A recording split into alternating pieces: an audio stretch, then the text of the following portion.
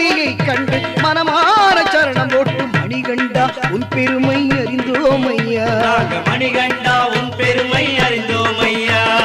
சாமியே சரணம் ஐயப்பா சரணம், சுவாமியே சரணம் சரணம் ஐயா. சுவாமியே சரணம் ஐயப்பா சரணம், சுவாமியே சரணம்.